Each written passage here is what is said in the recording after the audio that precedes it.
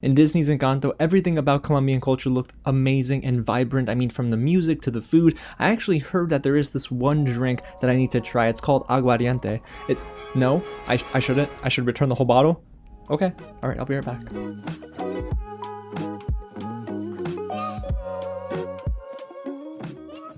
What's going on, everyone? James here with another real review, and yes, today I get the exciting opportunity to talk about Encanto. This is Disney's 60th animated feature-length film, and it's hitting theaters November 24th, but a huge thank you to Disney for giving me the chance to watch it in person early for review. It's directed by Jared Bush, Byron Howard, and Charise Castro Smith, and starring Stephanie Beatriz, John Leguizamo, and María Cecilia Botero. Now, ever since seeing the trailer for this movie, I was already excited. From the amazing animation to the music, the original music by Lin-Manuel Miranda, and the voice acting cast, it all just seemed to marry together almost perfectly. But I'm gonna tell y'all whether I liked it, I loved it, or maybe I didn't like the film too much. Now, before we get into my review, if it is your first time here at the channel, guys, welcome to Real James, where I like to break down movies like this all the time. So if you don't want to miss out, go ahead and hit the big red button below, subscribe to the channel, tap on that bell, and hit the thumbs up button if you are a big fan of Disney animated movies. And if you are excited for Encanto, let me know down below in the comments, and let's get loud about this because I'm curious to see if you guys agree with me on certain things in this film. Alrighty, so let's get into the story in case you're a little unfamiliar with what Encanto is all about. Like I said earlier, this is Disney's 60th animated film, and it takes us into a Colombian town with a little bit of magic, where its residents thrive off a candle that produces miracles and gifts. However, one member of the Madrigal family finds out that even though she has no gifts, she might be the one responsible for either saving her family or being the exact reason that it breaks them apart. Now, that does sound heavy, but leave it up to Disney to bring in some layered approach emotionally for an animated movie. Guys, I'm not going to start off with the negatives. We're going to get right into what works about Encanto because honestly, this was a really joyful experience. And this movie is as enjoyable as it was for me because of Stephanie Beatriz as Mirabel, our main character. She was excellent. There's this natural cadence she has about her that it almost made it feel like I was listening to a friend, and it was, for me, the most relatable character in the film, so all of the writing for her just tugged on every heartstring. There's also this character moment between Mirabel and Antonio right before Antonio finds out whether or not he has a gift, and it nearly brought me to tears, and it gets me close just talking about it because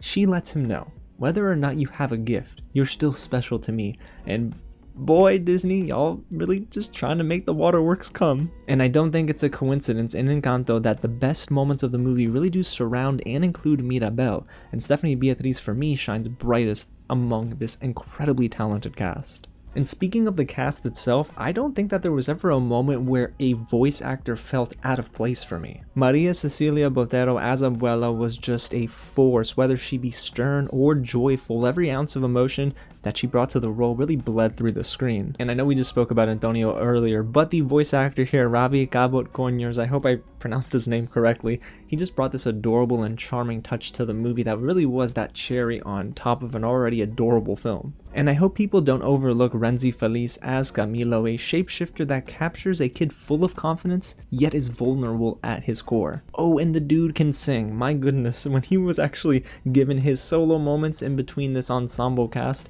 I thought, boy, this is actually pretty impressive. The kid really just stole some scenes. And quite honestly, the biggest surprise for me was John Leguizamo as Bruno, the black sheep of the Madrigal family, due to him seeing visions that aren't always a good omen for the family. But John Leguizamo elevated that third act where I did feel like the film, and we'll talk about it later, was starting to maybe level out a little bit. I think John Leguizamo just fits perfectly, and he actually made Bruno kind of a funny character at times. And shout out to Mauro Castillo, who voices Felix here. I love that dude, okay? He stole every scene where he was on screen. Not only was he just incredibly friendly and charming, the dude just made me smile. So let's venture outside of the actual acting now, you guys, because I thought it was really cool to see representation for what seems to be many areas of Colombia. Now, of course, I'm not Colombian, so I can't speak to this, but there were some users in my comments for the trailer reaction telling me, wow, this is really bringing parts of Colombia to life that otherwise we wouldn't get on the big screen. And I'm pretty surprised that they were able to nail some of these areas of authenticity because there's not one Colombian director or writer attached to this project. And to be honest, honest, even though this is the positive section, I think that is an issue in and of itself. There needs to be Colombian talent behind the scenes and even in front of the scenes if you can on a project that is so centered around Colombia. But I'm assuming they consulted with a lot of Colombians to get some of these different bits of representation correct. And I think that there are many moments here that will impact Colombians quite a bit. There are some moments that didn't resonate with me quite as much as I think they'll resonate with Colombians, because you almost have to be a part of a Colombian family, or having been born in Colombia, or even born outside of Colombia but just raised within this culture. I think is probably important to connect with this movie on a different level. So I think there are some scenes here that will resonate with those that are of Colombian descent. And even though I joked about it earlier, it was amazing to see the camaraderie among the people in this town, the food, the music, it all worked and just added to an already vibrant movie. And something that I loved in the trailers that I loved even more in the final film is how vibrant this movie is. I mean, the colors are pulsating off the screen. When we get introduced to Casita, it's actually so cool because this magical house comes to life. The doors are almost as if the house is talking to you. Tiles are lifting up to get people to the second floor. It's just so interactive, engaging, and honestly, it's pretty captivating. And I do think Encanto does a pretty good job at balancing between being a child's film and a story that adults can resonate with as well. It does lean a little bit more on the light-hearted side of things, especially when the story gets a little bit darker, and I think they might have leaned into that a little bit more for adults, and it probably would have worked a little bit better, but I think that families will enjoy this together. And the one thing that brought this movie together by the end for me was the amazing soundtrack. Like I mentioned, all of these songs are original by Lin-Manuel Miranda, and you know him from In the Heights, Hamilton, come on, the list goes on and on. But he's doing such an exceptional job in this movie by bringing together that Colombian fanfare in the background, but also allowing his signature style to be on full display. There are so many different numbers where I feel like his style, his unique vision, sort of just bleeds through. But there is one song that legit floored me, and it's what might get nominated at the Oscars. It's called Dos Oruguitas, I believe, and one of my friends after the screening, Diego, he said that it means two worms. Now the title translated to English doesn't sound as great, but it is a beautiful song. It was incredibly heartfelt. I mean, my goodness, by the end, not one critic got up without saying, wow, that impacted me, and I felt the same way. It was so heartwarming, and I loved that song, and I can't wait to listen to it on repeat once the film hits theaters. But y'all, with all that's good about Encanto, there are some things that this movie doesn't do too well, and these negatives really hold it back from being a great animated film for Disney. So let's start with the actual story itself. On the surface, the story itself is beautiful, it's engaging, and I loved how there wasn't a traditional structure here where the audience has to have a villain to root against the entire film. Instead, the conflict comes from within the family. Sometimes the antagonists are their own egos and their self-pride, and I thought that was a very interesting touch. Not sure if it was intentional on the writer's part, but it did work for me in this movie. However, you guys, the execution wasn't necessarily the strongest. I found the second act to have dips in momentum at very odd times.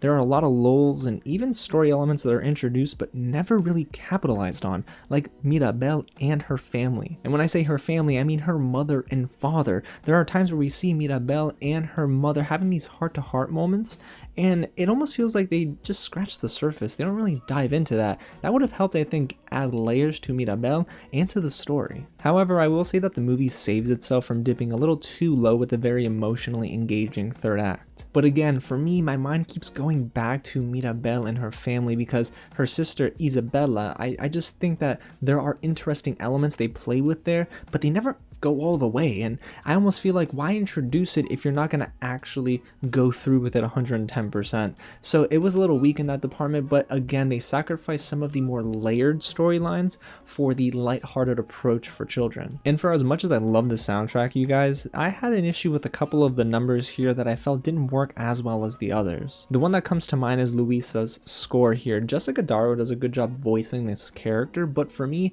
the singing felt a little out of place for the style that was basically laid in on the background. So you had Lin-Manuel's signature sound, sure, but Jessica Darrow for me didn't necessarily feel like she was comfortable. Maybe this was the character itself, but that number, along with a couple of others, didn't necessarily fit for me, especially when you get everything else in this movie, which is a little bit more natural and it fits the vibe of the movie. So I do wish that maybe the soundtrack might have gone in a different direction sometimes, but for the most part, it is one of the strongest areas of the film. It's just a couple of numbers that didn't really hit for me. But overall, you guys, I will have to say that Encanto is a special film, but not only because it deals with literally magic, but because it provides a beautiful tale of wonder, emotion, and at its core, it's teaching lessons of love, family, and unity. Now, yes, I know that sounds like every other Disney animated film, but this is doing it in a different way because, like I said, there wasn't a big villain here. You didn't have this overbearing antagonist. Instead,